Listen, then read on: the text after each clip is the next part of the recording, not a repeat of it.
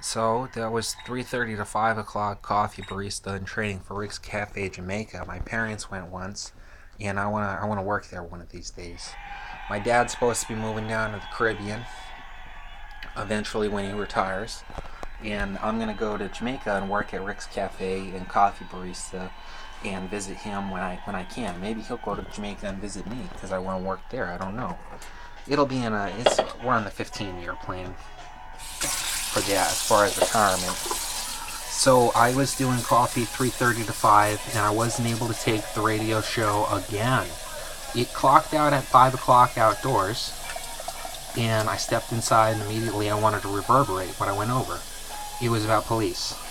Last year there was 2 dozen incidents where these guys were under the wrong impression. They never looked me up, they never ran me, they never saw my information, they never looked at my portfolio. They just thought it was suspicious that I was walking late at night. This happened about a dozen times.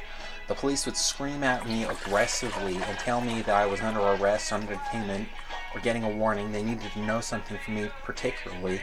And this is all due to the police these days trying to fill their quota. No, they won't give you a ride home if you had 2 beers instead of one.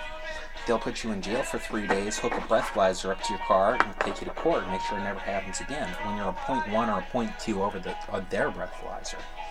Even if under strenuous circumstances you are severely innocent, just know any better. But for me, it become almost as if I'm defending myself against a criminal murderer, and they're just innocent police trying to fill their quota.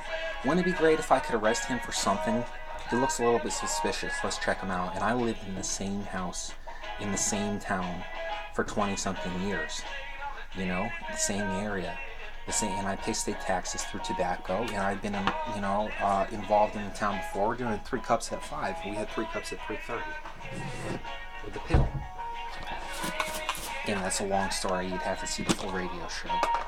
But no, some people say, defend yourself against the police as if you're defending your own life and their, etc. There's memes about it and stuff like that. It's all very risky business. This year, there was one incident where I was jumped. We were all singing Pram-A-Lot, Knights of the Round Table, with tiny little itsy-bitsy alcohol containers, nips.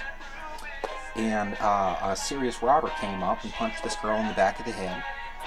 And my friend, the big guy, he stood up and he fought the robber and lost. So I stood up and fought the robber and won.